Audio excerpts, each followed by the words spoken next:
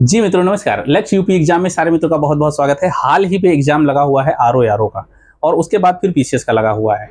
कुछ ऐसे प्रमुख पुरस्कार होते हैं पूरे देश में जहां से क्वेश्चन एक बनता ही बनता है। मैं आपको आज नोबेल पुरस्कार के बारे में कुछ इंपॉर्टेंट तथ्य बताऊंगा और साथ में एक ट्रिक के माध्यम से इसको पूरा का पूरा समझाने का प्रयास करूंगा। और अगर आपने ये 2 मिनट 5 मिनट का वीडियो अगर आपने देख लिया, कोई क्वेश्चन गलत नहीं हो सकता। मतलब ये पूरा का पूरा आपको एकदम क्लियर याद हो जाएगा और दिमाग में रट जाएगा ट्रिक के माध्यम से। तो चलिए हम देखते हैं कि आज जो हमने पुरस्कार उठाया वो है नोबेल पुरस्कार। रोचक तथ्य और ट्रिक से बेहतरीन जानकारी आपको देने का प्रयास करेंगे।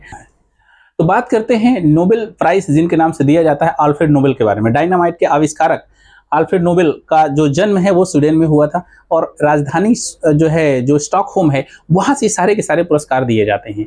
इनके मरने के बाद में इन्होंने अपनी वसीयत में लिख रखा था कि कौन कौन से पुरस्कार कैसे कैसे दिए जाएंगे और उसी के आधार पर पूरी की पूरी परंपरा चल रही है। हर वर्ष अक्टूबर के महीने में घोषित किए जाते हैं और 10 दिसंबर को वितरित किए जाते हैं। क्यों? क्योंकि 10 दिसंबर को ही इनकी पुण्यतिथि होती है, मिला था, स्वर्गवास हुआ था इनका।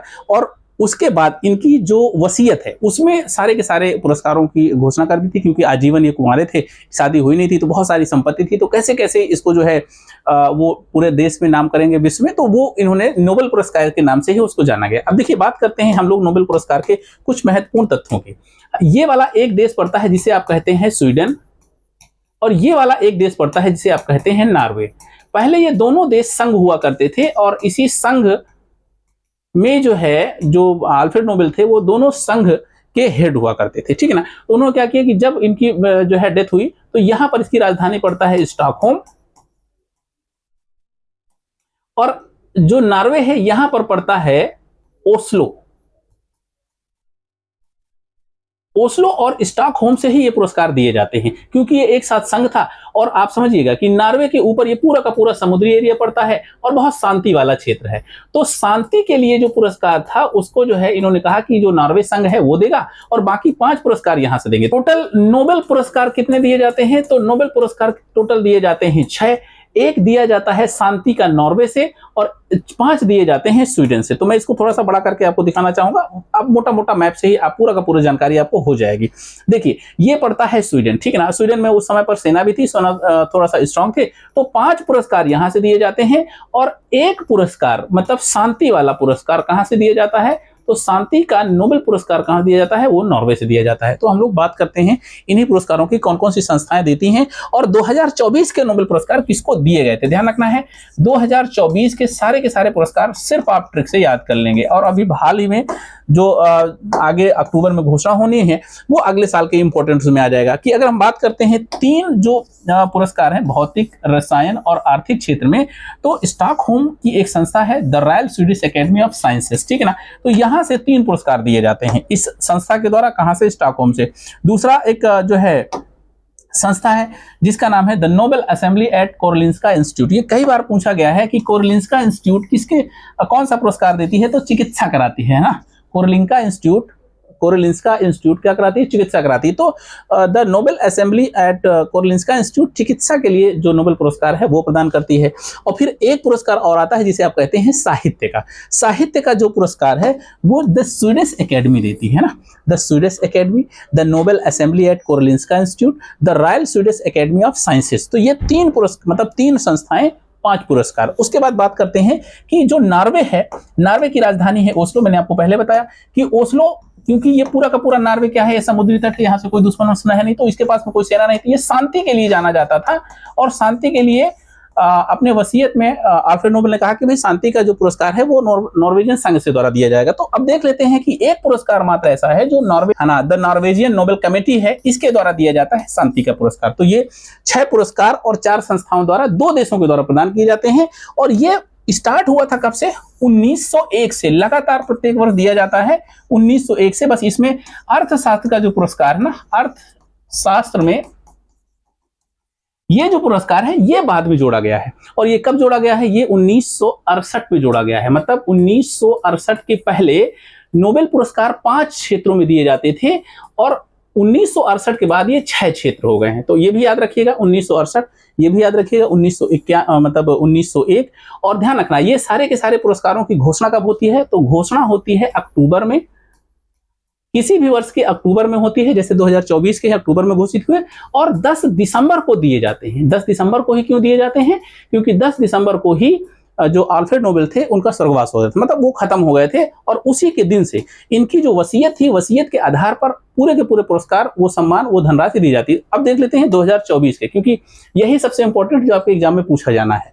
इसको हम एक ट्रिक से भी देखेंगे, पहले आप ऐसे देख लीजिए। चलिए हम लोग एक ट्रिक के साथ में देख लेते हैं, और ट्रिक बड़ी मस्त है, आप इसको बस एक एक करके देखिए। देखिए शांति का जो पुरस्कार ना, शांति परमाणु ना होना, अब इसको कैसे करते हैं, इसको याद करने की जरूरत नहीं है। शांति परमाणु ना होना मतलब कि अगर शांति चाहिए तो परमाणु नहीं होगा, परमाणु बम नहीं फटेंगे तो भी शांति होगी। विश्व में आज जिसके पास परमाणु बम हैं वही तो उछल कूद मचाए हैं। तो शांति परमाणु ना होना, तो इससे क्या पता चल गया कि शांति का जो पुरस्कार है वो परमाणु क्षेत्र में, है ना, परमाणु के क्षेत्र में दिया गया है, नहोना को दिया गया, नहोन को दिया गया है। अब इसका पूरा का पूरा नाम अभी हम आपको दिखाते हैं, बस आपको पहले हिंट देख लेनी है और पूरा का पूरा याद होना। उसके बाद अगला पुरस्कार है सागा हान, है ना। अब इसको सागा हान कर सकते हो, इसको ऐसे लिख सकते हो, सागा हैना, याद आ जाएगा ना। सगा हैना, सा से हो गया क्या साहित्य, गा से हो गया गद्य के लिए, और हैना मतलब हान हो गया, है ना, हान सान। तो यहां पर सगा है ना, ऐसे कर सकते हो, और ये साहित्य गधा है ना, याद कर सकते हो। तो साहित्य गधा है, ये तो कहने में थोड़ा सा बुरा लग जाएगा, लेकिन सगा है ना याद कर सकते हो ना, सा साहित्य, गा से गद्य, और हा से हन, ठीक है। तो यहां पर इस तरह से याद कर सकते हो। अगला मैं अभी आपको पूरा का पूरा दिखा दूंगा और साथ में याद हो जाएगा। फिर अब देखिए भौतिक के क्षेत्र में दो लोगों को दिया गया है, भौक्ता, भौक्ता मतलब कौन भगता है, कुत्ता, और हमारे कुत्ते का नाम है जेफरी, है ना। भौक्ता जेफरी फील्ड में, कहां भौंक रहा है, फील्ड में। तो भौक्ता भा से हो गया भौतिक विज्ञान, क्र से हो गया कृत्रिम जो है तंत्रिका, है ना, तंत्रिकाओं की खोज। जेफरी ने किया है, फील्ड ने किया, तो जेफरी फील्ड, भौक्ता जेफरी फील्ड, इस तरह से याद हो सकता है ना। इसको बस क्लू याद रखिएगा, दिमाग में अपने आप हो जाएगा। अब देखिए बहुत शानदार ट्रिक आपके पास में है, किसकी, वो है चिकित्सा की। अब चिकित्सा में ची बड़ा कर दिया है, तो इसको ये कहते हैं चीरना, क्या, चीरना। चिकित्सा में क्या होता है, चीरफाड़ होती है ना, तो चिकित्सा, ची और रा ऐसे लिखेगा, तो चिकित्सा का जो क्षेत्र है वो RNA है, ये देखो RNA, चीरना, ठीक है। और उसके बाद में रुकना, ब्रॉस, है ना, रुकुन है, ये रुकुन नाम आपने देखा ना, रुकुन, तो ये रुकुना, रुकना कर दो, रुकना बॉस, बॉस कर दो, ब्रॉस कर दो। बात है कि हमें दिमाग में आना चाहिए कि यार चीड़ फाड़ वाला काम किसने किया है, चीरना, चीड़ फाड़ वाला चिकित्सा वाला काम किसने, रुकना बॉस, मतलब चीड़ फाड़ वाला काम करने को लोग चिल्लाते हैं ना, रुकना रुकना रुकना, तो आप इससे याद कर सकते हैं, इसको चीड़ फाड़ का रुकना हो गया है। अब उसके बाद देखते हैं चौथा पुरस्कार, पांचवा। अब देखिए ये है रसायन विज्ञान का ना, रस प्रोटीन, अब प्रोटीन का रस होता है, पिए ताजगी आएगी, तो रस प्रोटीन जमकर विष बेकार। अब जमकर जब प्रोटीन का रस पिएंगे तो विष बेकार हो जाएगा, तो ऐसे कर सकते हैं कि रस प्रोटीन जमकर विष बेकार। तो यहां पर जमकर को जंपर मानिएगा, है ना, जंपर नाम है ना, तो जमकर जंपर, और उसके बाद विष और बेकार, ठीक है। उसके बाद में एक ट्रिक और बचती है, और उसको हम कहते हैं अर्थशास्त्र के क्षेत्र में। अब देखो जिसके पास अर्थ होगा मतलब धन होगा, उसके पास संस्थाएं होंगी, और ये संस्थाएं अर्थ को बढ़ावा देंगी, जैसे कोई बिजनेस वगैरह होगा, संस्था होगी। और फिर डरो रॉबिन जॉन, अब जिनके पास अर्थ है, संस्था है, उनसे डरो। कौन, रॉबिन जॉन, रॉबिन जॉन डरो, डरो रॉबिन जॉन अर्थ संस्थान से।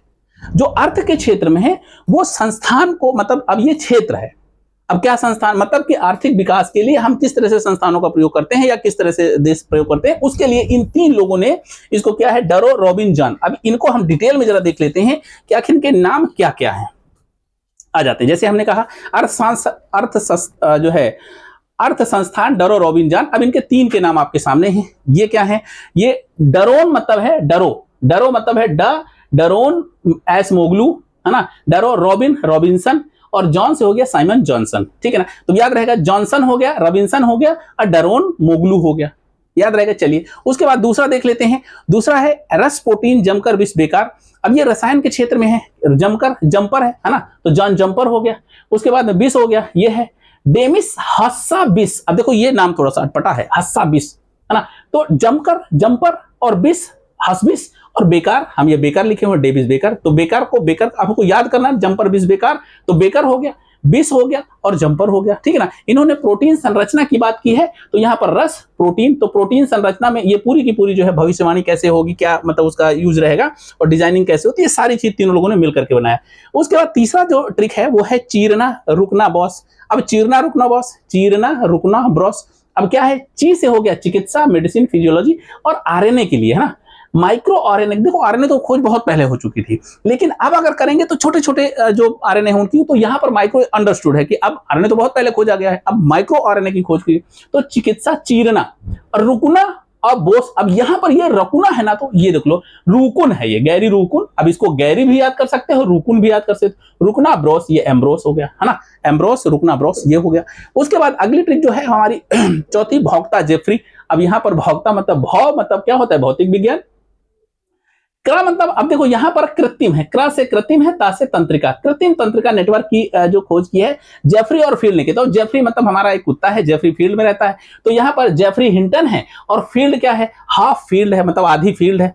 तो हिंटन फील्ड हो गया, यह जेफरी फील्ड हो गया। तो जेफरी कुत्ता फील्ड में भौंक रहा है, भौंकता जेफरी फील्ड, याद रहेगा जेफरी, बस कुत्ते का नाम याद रखना, बस थोड़ा सा तो मतलब लगाना पड़ेगा ना मेहनत, अपने आप याद हो जाएगा। उसके बाद पांचवी ट्रिक आती है साहित्य गद्य हैरान। अब यहाँ पर साहित्य सगा हान, अगर इसको कर सकते हैं हानकांग, तो आप सगा हान कर सकते हो, सगा है ना कर सकते हो ना, सगा है ना, तो सा से साहित्य याद रहेगा, सगा गा, अच्छा सगा है, गा से गद्य, और हान से हानकांग हो गया।